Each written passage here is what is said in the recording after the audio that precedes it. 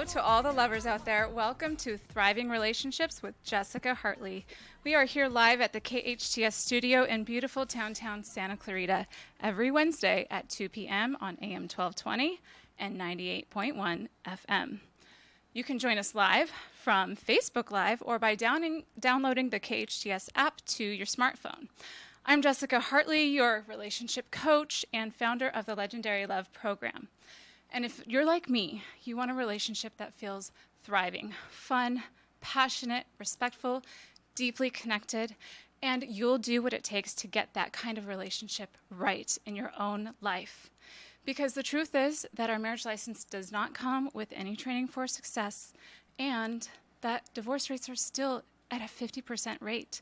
So that's why I dedicated my life, my education, my research to identifying exactly what it takes to create a relationship that thrives. And what I found is that there are 6 essential elements that thriving relationships have and operate by that everyone else is not.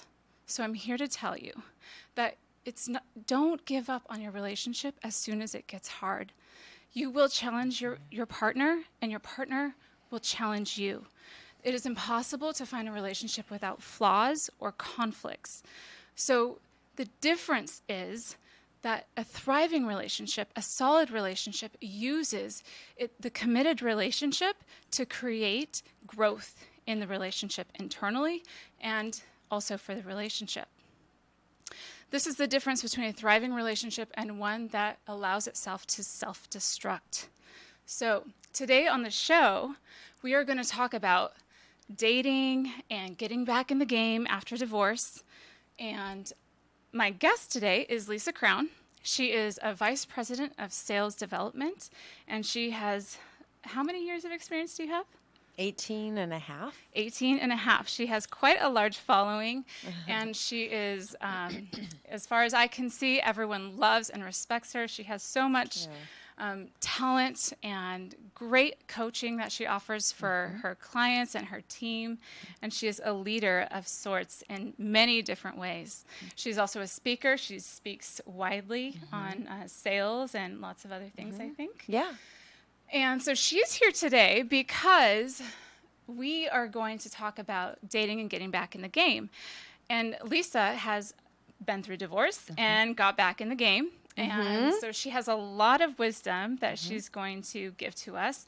And so between her and I, and knowing what it takes to thrive in a relationship, we're going to be able to give you guys lots of really great advice around, how to bring your best self, what to avoid, and what to do instead, and how to, one of the things that I think is important for getting back in the game is bringing self-confidence and knowing how to be engaging and knowing how to influence in your integrity into the relationship and the different things that you want to highlight or bring to the table within yourself so that you can attract the person that you're looking for. So with that said, thank you so much, Lisa, for coming onto the show today. You bet. Thanks for having me. So let's just go ahead and start by you sharing a little bit of your story of maybe going from divorce and what it was like early on getting back into the game yourself. Yeah, I think, first of all, thank you, Jessica, for having me here today. But I do have to say that whenever, people get married, we think this is, hook, line, and sinker. We're done, and done. This is the one. And I met my soulmate, and I'm going to the end, and we're going to grow old and, all that together. So to have that come to an end, I was 31 when I got a divorce. And, it leaves you feeling like, I kind of missed that boat. I missed that window. A lot of time of self-reflection and questioning, like, oh no, taking responsibility and trying to check in with myself and saying, like, what role did I play in this marriage not working out in the end? And I think the self-reflection piece was huge. What I realized about it, though, was it was bigger than me. And here I'm trying to like figure it out so that I don't go and be a repeat offender.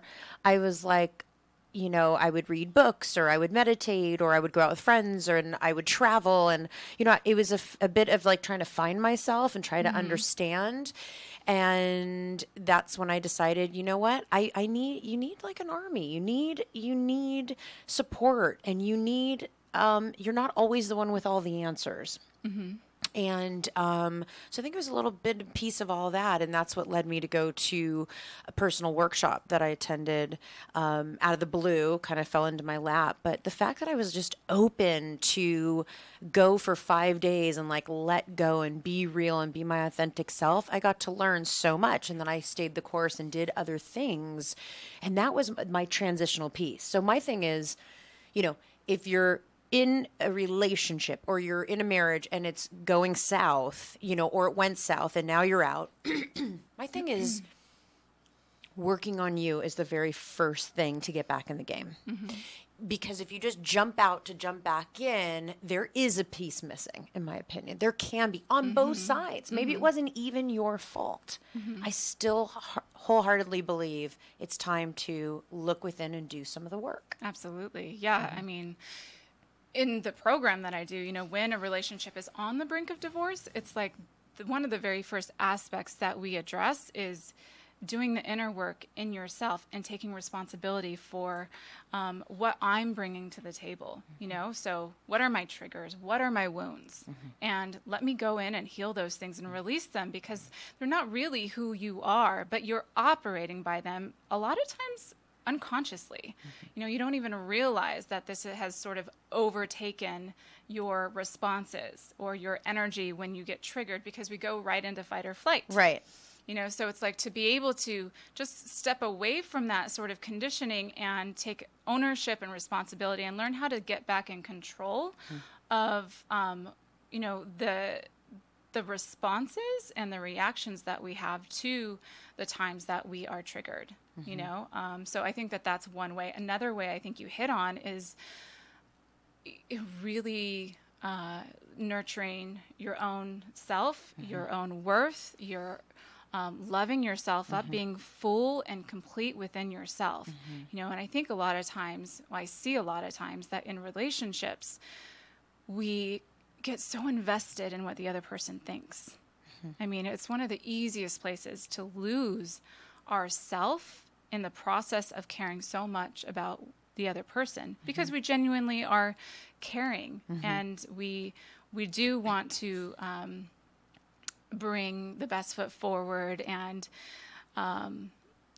contribute in that way. But also sometimes in that process, we just start to shape ourselves to be what they want, and we lose our authenticity, and that's one of the hardest things to maintain. It's to stay grounded within relationship, but it's also the biggest opportunity for growth in that arena as well. Agreed.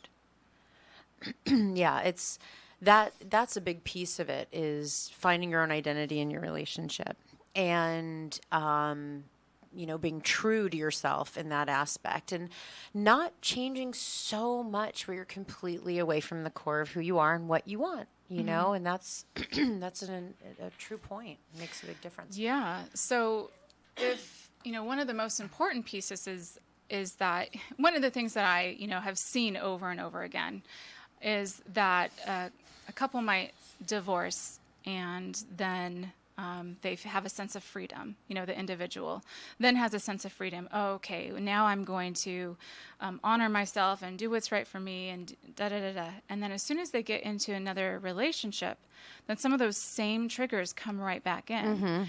So it's like you can leave this relationship, but unless you do that inner work and heal some of that stuff that was coming up in that relationship, then it's going to be repeated in the next one. And so it's like the face might change, but the feelings are still the same, and so you start to see this pattern that emerges. Go ahead. Yeah, too bad that it's not part of the divorce process, that you have to enroll into something that actually has you doing the work. Because like I said before, you have to take responsibility. Even if, like, let's say the other person cheated. Let's say the other person just left you Absolutely. out of nowhere or stole money or, think of all the worst things in the world.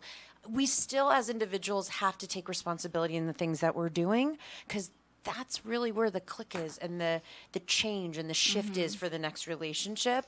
I think some of us have big egos, or we're type A personalities, or controlling, like myself, in that sense that it's like, no, I got this down and I got this right. And you stay in that space and you're going to get the same results over and over again, and they show up in different bodies, so maybe the situation is different, or the person's different, but you're still showing up as the same if you don't do something about it. So that was a real key shift for me. Right. I'm so glad that you see that, because a lot of people don't, they don't recognize that. Well, because it hurts their ego. Yeah. You know what I mean? And it makes you like have to, in a way, through what they think is throw themselves under a bus, but it's actually like the strongest, most empowering, and realist place to put yourself in for that shift and change, for finding the right person. See, the reason why you magnetically connect to people who are in that similar situation is because you're staying that way. Your shift creates in my opinion, the universal shift that brings you in the right person. Right. Yeah. I would never find my second husband had I not done that work, guaranteed. Yeah. So you could see the evidence of that. Yeah. And, it's like, so one of the things that is important in that process is to be able to be humble, and to say, despite however unthoughtful or crazy their behavior was, like you said, even if it's the worst things, like they were unfaithful, or, there was money issues, or they were lying, cheating, whatever, as hard as it could be to just want to blame them, we also are energetically we attracted that into our lives at the time, right? And there's something that we're doing energetically and sometimes subconsciously that we are feeding that sort of reality reflecting back to us. And that's the hardest thing to understand, because it's so clear that they're the one that's in the wrong. And I think also when we're going through the divorce, or even just, on the brink of divorce, it's so much easier to point the finger and say what they're doing wrong. And it's a lot harder, but much more courageous and, confident and strong to be able to say, and also I have a part in it too. And so to be able to take the time after the divorce, or even before if you're in a place where you're considering divorce or breakup, it's like to take the time to heal that and get that right. So that way you don't repeat the same pattern moving forward. And sometimes if you correct that and get it right, then if you're on the brink of divorce, you might find that you're not. Absolutely. So many people save their relationships because they stop with the point. I always say you're pointing one finger, but four are pointing back at you. Yes. Like, look at the four, because if we can create that shift there, that's where the magic happens, and can save those relationships, because they don't need to end in a divorce. I know. You're telling me. That's what I preach all day long. Yes. So it's like, so many times I honestly feel like about 95% of the time we could have saved our relationship if one of us was even willing to be the bigger person and do that internal work first, and then start showing up in a different way. And then our partner, see, the thing is that we all want to grow. We are all inclined and naturally oriented towards growth. Every single one of us, we have this intention, like you plant a seed into the ground and it will grow, so all of life is sort of oriented this way. So if you grow, if you do your side of it, and no matter how unthoughtful or whatever it is they did, how hurtful it was, you still take responsibility for the part that you're playing in it. And then you lift yourself up. It's like on an energetic level, we're like magnets, it's like, so you're going to rise your vibration here, and then your partner will either now have a choice to disconnect because they're stuck in their ways, and that's when divorce is a legitimate reason, I feel, or they'll grow with you. And oftentimes I see relationships, even in my own relationship, we've done that, where I've grown and then he's met me, and then sometimes he's grown and then I've met him. And it sort of is this perfect vessel for growth, for internal growth, really, and also, obviously the relationship as well. But I believe it to be one of the biggest vessels for internal growth that is out there, to be able to stay. And there's something about a committed relationship too. It's like, so, if there's any one good reason for marriage or for saying that there's a commitment, it's because it confines the relationship to say, I'm not just going to leave at the drop of a hat or at even the 10th time that we get into conflict. It's like the people that, are in a committed relationship are sort of dedicated to find solutions rather than say, this isn't working and I'm out, So they're solution oriented. They're more oriented to see the best in the other person, to see beyond the behaviors or the flaws or the conflicts that are coming up, and find a solution and grow from it to help their partner grow where their partner has weaknesses, and then to be able to take that responsibility and grow themselves. And that's something that you could only really get from a committed relationship. It's very unique to that because of the confines of, I'm not just going to run away as soon as it gets hard, Yeah, I mean, their want for a committed, healthy relationship is greater than any excuse or interruption or distraction that comes in its way. And that's the thing. The want has to be bigger than that. And it should be in those committed relationships. And those are where you see, that people, I like the word that you used. I'm blanking on it right now. Not compromise. You said, what did you say about it? Which is a real key component, and I wanted to add on there that they are compromising. They're creating space for solutions and compromise. And I think that's the real kicker. It's not about being right. I think that's something I definitely learned in that second time around. Being right is one of like the worst positions that we can be in, because it's so narrow-minded. And when you say that I'm right, you're pointing the finger and saying you're wrong at the same time, which is judgment. As soon as you point the finger, the walls and the defenses are going to come out, and you're not going to get anywhere. So it's like to be able to be successful in relationship is to let go of the ego that says I'm right and you're wrong. Right. Yeah. So I think that it's clear one of the most fundamental things to do before getting back out there and in the game again after divorce, or even if you're on the brink of divorce, is to heal your side of it, to get that right, to get humble, and to find where it was that you were perpetuating this reality in front of you. Yeah, and like I said, you can't do it alone. It takes, get support. You need some support, absolutely. big You're time. So right about that. Yeah. It's because you can't see the things because you're in it. So it's like you can't see the bigger perspective because you're so deeply emotionally tied to what's happening. Or your ego's so big subconsciously you don't realize that. You're like, I got this. I can handle it. I don't need, That's why when people say, gosh, we should have probably went to counseling, or we should have probably done that, your ego got in the way. Careful about the ego, These 3 little letters, you got to step on that from time to time, because it really interferes with the greater picture. There's a greater picture here. Right.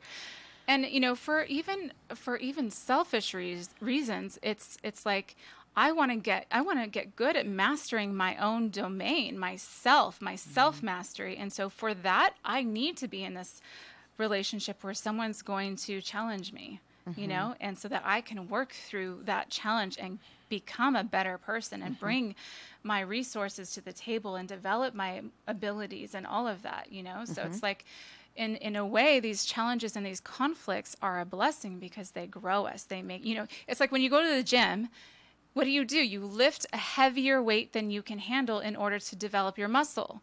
If you were just lifting smaller weights, things that were easy for you, you would not grow. And it's the same emotionally. You have to be faced with a challenge to actually grow. All right, so we're going to go ahead and take a quick little break. On the other side of this break, we'll talk a little bit more about when we're actually dating and the things to do, the things to avoid, and what to bring to the table. This is Thriving Relationships, and we'll be right back. Life's not meant to feel complacent. It's meant to make you feel alive. The youth ministry at the Church on the Way Santa Clarita believes that students can belong to the group where we will help them believe they have a purpose in Christ and become all that He has created them to be. We want to see God's power come alive in our generation. We love meeting new people, so come hang out with us. Doors open at 6 p.m. and service starts at 7 every Wednesday night. For more information about the Church on the Way Santa Clarita, including service times and what's happening through the end of the year, visit tcotwsc.org. Drug and alcohol use can lead to troubles at school or work, relationship problems, financial or legal difficulties, medical and psychiatric issues. I'm Bob Sheritz, the host of the Way Out Recovery Hour, airing every Monday at noon. The Way Out Recovery Hour features prominent guests and organizations discussing the epidemic of drugs and alcohol in our valley. Don't miss the Way Out Recovery Hour every Monday at noon. Asking for help is the first step. There is the way out. Aloha, friends. Go check out Honu Coffee, home of the best cold brew coffee. What makes their coffee special is how their organic coffee beans are infused with nitrogen to create a smooth and delicious cup of coffee. You'll also find traditional bold coffees and island-inspired signature drinks. They're the perfect place to catch up with friends or just relax with your favorite cup of joe. Honu Coffee on Lyons and Walnut in Newhall. Stop by and say aloha. And now for your convenience, a second Honu location at 23502 Lyons Avenue between Peachland and Apple.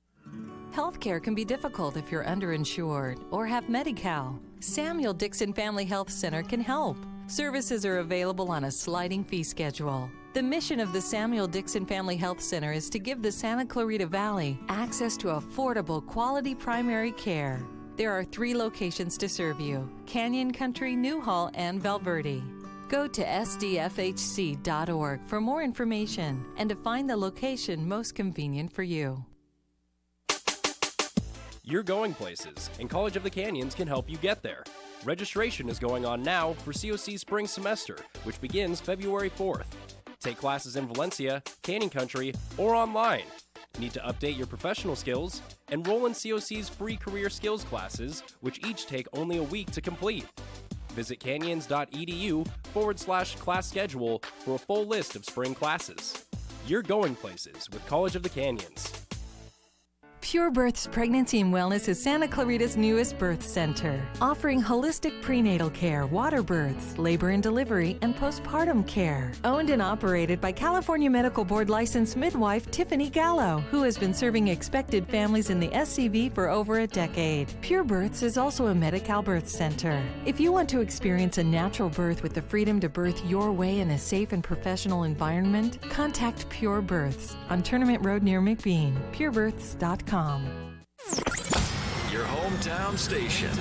As soon as I leave my house in Saugus, I always turn on KHTS for the latest traffic updates. 98.1 FM and AM 1220.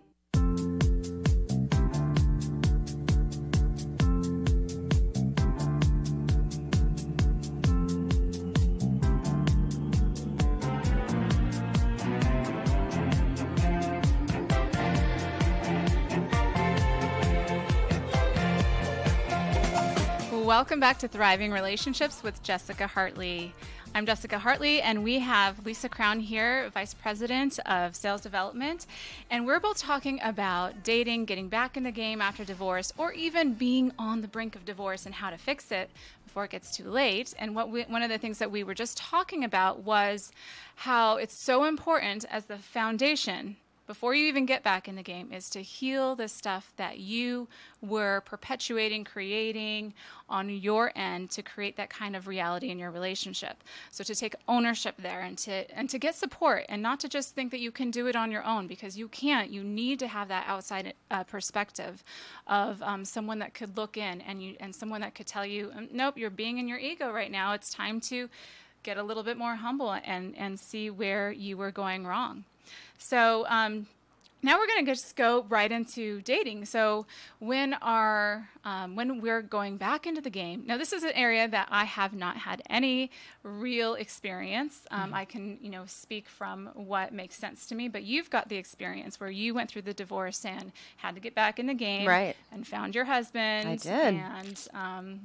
And went on from there. So you're going to be a little bit more influential, I think, as well. But I also want to speak to some of the areas that I can add to, like the areas of confidence, the areas of influence, and how to be engaging, and some of those other things. So just off the top of your head, what's the most important thing that they should be aware of when they're going to actually start the dating process? First and foremost is putting yourself out there. It's a little bit of like the Nike swoosh, like just doing it, I really do believe, some people are really tainted, like, I don't want to go to a club and I don't want to have all these like restrictions. Easy on the restrictions. The reality is you have to put yourself out there, and being open to dating sites, and being open to blind dates, and being open to being at a wedding or an event or a party and seeing somebody that might spark your interest, and approaching and making conversations. And I know there are some people out there that have that old school mentality, like love the courting and all that kind of stuff. And that's way, in the space that I'm in. I kind of like it. Like, if he doesn't know it's me across the room, then I guess we're, out of here. And I say, really, when you get back into it and you're ready, first and foremost is identifying, what are you ready for? So when I first got my divorce, I was like, no relationship needed. I am like, just want to get out there and enjoy my life and get to know myself. And once I went through that process, in that process of getting to know me, I had dating at like an arm distance length that really worked for me in my life plan. But I, on those dates and in those moments, had to keep reminding myself, this is an arm distance. You're going on dates. You're having fun. The conversations are surfacey. Like, there you go. When it started to shift, and the more work I did, and the more comfortable I got, and the more it was really clear what I wanted. Let me ask you a question. Yeah. Did you shift it? Like, did you say inside of yourself, okay, now I'm ready for an ideal relationship? Or did the ideal person come in and help shift you? Oh, I think... Gosh, that's a really great question. To me, first of all, my husband that I have now was a blind date. And the person who wanted to introduce, I had held like a little tournament at my house, a little poker tournament. And my guy friend called and said, I have a buddy. He's single. I want to bring him. I want you guys to meet. I go, oh, tell me about him. How cool. Yeah, definitely bring whoever. Like, I was just trying to get the party to go. He's saying, dee-dee-dee-dee-dee. He's going down his list of stuff, and he's like, and he's going through a divorce. I was like, going through a divorce, not legally divorced. And he's like, yeah. I said, okay, so that's not someone I want to date. Remember, putting up your boundaries, figuring out what you exactly want. I said, bring him to the event, but I'm not, I don't want to date. I'm not interested. Turns out he couldn't come. So there he was, kind of coming into the life, but it didn't align. He didn't come to the event. I blew the thought process off. Speed up about 7-8 months later, his divorce was final. And my friend had gone back to him and said, hey, she's not interested in dating somebody who's, going through a divorce. So anyway, he found him and said, hey, Nick, I'm legally divorced. And I remember that gal you kept talking about, and here we go. And then there he came into my life. And, treating dating differently was really important. I was in a place and space in my life where it had been 2 years since my divorce was final. And I was still in this learning, growing, evolving, and being more open to something a little bit more serious. And so when he kind of came back in, I was like, I want to get to know him. And so I did actually spend 4 weeks on great phone conversation with him. Different than everyone else though, Jessica. Like before someone be like, hey, you want to get coffee? I was like, I was in. It was weird, like energetically odd that like for him, I wasn't rushing out to go on a date. And I was, out dating a bit, and I was traveling with friends, and I was deep in the heart of my career and all these things. But needless to say, like, I really got to know him over the phone. Like this blind date became a little bit dating over the phone at first. Okay, interesting. So was it, one of the things that I tell people left and right is that you can't just have this physical attraction and, passionate relationship, but that you also have to have a friendship at the cornerstone of your relationship. And establishing that, especially early on while you're dating, is so imperative. Because then that will lead you through the tough times. Your ability to have your friends back and to see the best in them. Because those times will come up and they will be essential to your strength or your demise. Right. So, would you say that you were developing a friendship with him? Yeah, I feel like everything was like pushed aside. Like we didn't know, we were really just talking about who we were as people. And I think like that's a little bit what gets lost when you go on a very first date and it's, some of that kind of gets skipped and missed. So I felt like when he came to the door and it was this blind date a month later, I opened the door like, hey, like there's already something that existed, And what was interesting about it is I was used to dating really tall guys, really like a different look, like a different thing of what I really kind of envisioned was my thing, my look.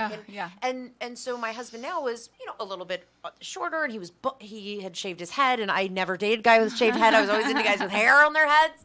There's hair now, but you know what I mean. Yes. And so it was a little bit like, oh, I don't know, like if you were walking by, like if I would have stopped or, whatever. Right. But when he opened the door, like I felt like a bright light. Like I felt this energy and this chemistry and this total this foundation was created even over this period of time.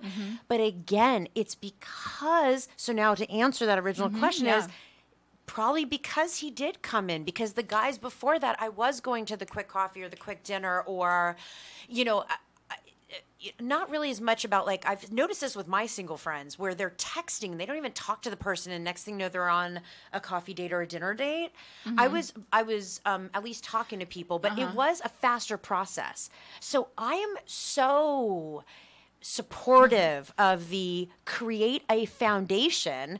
I don't even know if the word's friendship or if there's another word there, something ship, it's like a little bit of a foundation ship there, where you have like a foundation, maybe it is becoming friends, and then, it kind of goes from there. But that's the one thing I feel like we really did the steps right. Everything was in the right sequential order, and that was a big part of the clarity that I had and the clarity that he had, and just kind of moving on the same page.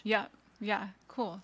So, just to reflect back, even when I was dating my husband, there was definitely, I didn't see him romantically at first. We had developed a friendship at first.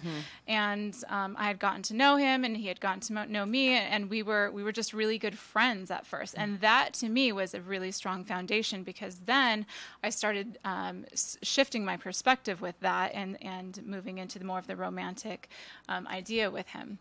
And I think, what I've seen is that relationships that struggle have never had the chance to really develop that side of it. And it's not something that you have to have at the very beginning, but you do want to have it in your relationship if it's going to last, to have that foundation, that cornerstone of, I've got your back, because this is the person that you're going to spend your life with, Right. And beyond anyone else, you want them to be the one that can see the best in you, and you can see the best in them. You want them to be the one that when times are tough, they've got your back in the way that they can, and that there's a friendship beyond everything, so even just thinking, into some of the conflicts my husband and I have had, it's like when I shift into seeing him not as like the person that did this ridiculous thing, but the person that has a really kind heart and a great soul and is incredibly loving and has the best of intentions, and I see him in that way, then this thing becomes smaller, and it's like the conflict or the flaw or whatever it was that came up, the unthoughtful behavior, whatever it was, that really minimizes. And then I could say, and then we can have a more real and honest conversation, and because I can see him for who he is, and I could touch on that, and I don't see him for the behavior. I see him for the person he is, and that's what that friendship cultivates. Yeah, I feel like around the friendship thing, like I want people to understand that the friendship is not an overnight thing. And it's something that is earned and something that you invest into, and don't force the party. My husband and I were friends throughout our relationship, but I called him my very best friend after probably about 4.5 or 5 years into our relationship. And that, to me, like, when I said it, I think he cried. I'm not going to lie. I think there was a tear that was shed over it, because he knows how sacred that is to me. And I didn't want to give that title out and call him that until 1,000% of me was felt that was a true statement. And just because I didn't say it prior doesn't mean we weren't great friends and there wasn't a foundation. It was just about growing, evolving, experiencing, and having a life together. Yeah. And it feels really good to have hit that point. I think some people get in relationships where they're like, oh my God, he's my best friend in the entire world. And it's like, don't rush it, Taking it slow is a virtue. Yeah. But I think being able to even see, I think that's where like the values line up. Like, does this person and do we line up in our founding values, before we continue and move further in the relationship? Is this someone that I can be friends with, that we can have that kind of relationship? Okay. So just in recap, so most important is to do your own healing, your own work. Second, to find foundations of friendship and really get that going. You also said put yourself out there in every possible way.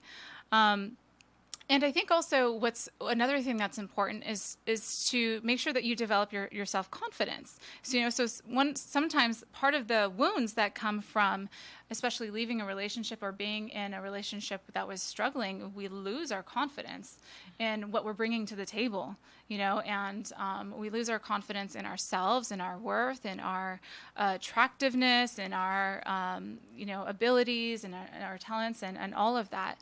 And so it's like confidence is the sexiest thing that you can have, if you walk into the room and your worth and your value and your potential and you don't have to even prove it, that's what's attractive, so in that time to, really develop that, I think also is important. And then, ways of, get into the state of that. So if you're out dating, get into this state of confidence. A confident person walks tall, speaks assured, speaks their mind, is considerate and empathetic as well, but is, true to their beliefs. And they smile, they're happy, they're generally happy, So if you start thinking of like the little practical things that you want to be aware of as you go out into the dating world, is to like really embody those, what does a confident person act like? And it doesn't mean that you're faking it anyway. It's like surrounding yourself not only emotionally but also physically with what you want to create for yourself. So, and that's how we create more and more of that, is getting into this state of really owning that confidence, I would say. Also, being a person that takes care of themselves, like showing that like I self-nurture, that I am important to me, and communicating that, here are my hobbies, here are my rituals, these are the things that are important to me. I love myself, in other terms. But and it it's interesting. Confidence, you kind of wish you can go buy it at the store. Like, can I get a bag of confidence? 2 bags, right? What's the price on that? Because it is so infectious, and it's it's got you. Like, if you can allow that, and part of that flow, people always say, why are you so confident? Number one, I'm not afraid to make mistakes. And when boom. Boom. I just have to say that is so important, because it's our fear of making a mistake, fear of our failure, that keeps us in that, I can't possibly make a mistake. So therefore, I'm either overconfident and egotistical, or I like hold myself small. You Right. know? That's so such a being big. able, Yes, that's huge. that's such a big thing. Continue. Oh yeah, no, absolutely. And so that's a really big one too. The other thing is, again, things are bigger than yourself. I read books, and I wasn't much of a reader prior to my first marriage, to be honest, because all I did was work, and I had it all under control, and I was doing all my thing and all my own. And here's some books, if you don't mind, that I read that were instrumental in my process. Number one, to focus in on this self-worth and to focus in on this getting you back on your feet. Miracle Morning is a great one, by Harold. I'm blanking on his last name, but this guy talks to you about your morning. It belongs to you, and the impact you do on the things that you do to take care of yourself in the morning, and how it makes your day like mind blown. Like you have the day you've envisioned starts with a miracle morning. The second one, this is the confidence boosters I give to my clients. I can tell when I'm coaching and working with people, and I can see that dip in, them standing in their own 2 feet, is You're a Badass by Jen Serino. Incredible book, powerful, in your face, strong, the whole thing, which I love. And the last book that is a real good helper is Girl Wash Your Face by Rachel Hollis. So those are 3 that you figure out. It's like you almost are loading up the belt, like the gun belt. You're loading it up, your arsenal with ways of learning, listening, and it's almost like a retrain to the brain. That's a big thing for the confidence booster. And I just want to say too, like when that manifests into the date, what that looks like is like, it's like you've got your self-honor intact. You've got standards. You're not just like so easy, not only just emotionally, but also, physically. I think that when we're really looking for a partner, we're not just going to give our physical body. Yeah, thank you. Family friendly here. Our body in a very easy way, that we have standards, and that we have, because it's self-honoring, and it's like that's something to prize, not only for ourselves, but also think about it this way: the person that you're bringing into your life, if you're just so easy with them, then where is there's no prize really to be won on their end, and then there could be issues of like trust later that happens. It's like you have to have integrity in yourself, and you have to show that from day one on your dates. Well, that's important on the dates, is that you have let's go back to that, because I have a good point. We're going to take a quick break, and we'll be right back right after the break and continue. Daily Imprints is the premier one-stop shop for custom embroidery, screen printing, and promotional products in the Santa Clarita Valley. Owners Joe and Dana have provided KHTS with quality embroidered company shirts for over 3 years. If it's new business cards or promotional products you need to enhance your image, Daily Imprints is the choice for you. Located on Lyons Avenue, stop by or call today, 661-678-0508.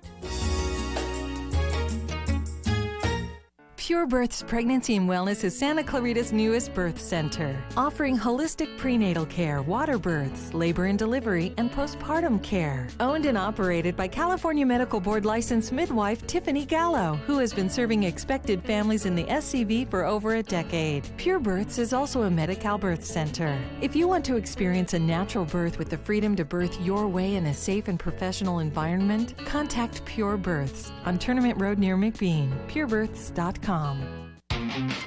Are you ready for some football? Consumers Furniture is. Stop by Consumers Furniture today and check out their huge selection of Power Motion furniture. They have the largest selection of reclining sectionals, sofas, love seats, and recliners in the Santa Clarita Valley. Fabric or leather, Consumers has the right piece at the right price to make your home ready for all the big games. Need it for this Saturday or Sunday? No problem. Consumers has same day or next day delivery on most items. Consumers Furniture, located in the Center Point Shopping Center, right below Sam's Club and Walmart. My favorite restaurant in Santa Clarita? Salt Creek Grill, of course. Great food, neat atmosphere. For a business lunch or romantic dinner, I'll always go to Salt Creek. Hi, I'm Greg Amsler, owner of Salt Creek Grill.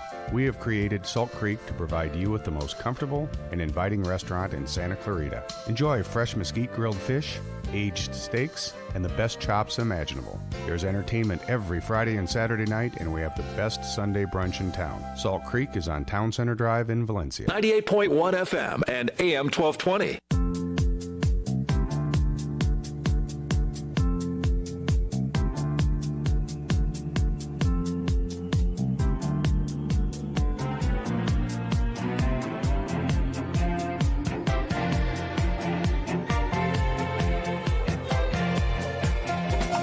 Okay, welcome back to Thriving Relationships. This is Jessica Hartley, and I have Lisa Crown here with me, and we've been talking all about dating, getting back in the game, and we've talked about how it's important to heal the wounds, take personal responsibility for what you've brought to your reality in that last relationship, to establish friendship at the core of the relationship, to get out there no matter what, to make it a point to get back out there, and then also to build your confidence and to have a standard when you go into the dating scene, and to not to really have that confidence reflected in the way that you date, and in your self-honor and in your integrity and what's important for you. And Lisa was just about to say something right before we went for break. So do you remember what that was? Yeah, I was, I really want to just focus in on setting your boundaries in your dating world. That's really something that I discovered about myself. Like, my time does matter. And if tonight I am watching The Bachelor with my dog and I'm going to have, a great drink and some food and whatever, and someone calls and say, hey, let's go get coffee. Like, no, I am busy and it is okay. And having those boundaries, and if it's alignment and it's meant to be in your life, they're going to ask later. It's not stop, drop, and roll for every opportunity that comes your way, per se. And then once you are able and ready to go, then when you're on those dates, you guys, the boundaries still, they come into that play as well. And that, you are in a state of awareness throughout the date. I know sometimes people have said, like, oh my God, you're going to kill me, Lise. Like, my single friends, they always tell me their great stories. You're going to kill me. Okay, so it was one date and and it went really fast. Next thing you know, I don't even know. I nearly could possibly tell you. I can't even think twice about it. And this morning I'm kicking myself. Don't get to that point. I really say, think about it like in business. They make you wait 90 days before they're giving you health insurance, right? Because they need to feel you out before you're going to really be in the tribe at that company, I think the same thing goes true in relationships. You really need to take it on the slower side when you have put it in a compartment to say, this could get serious.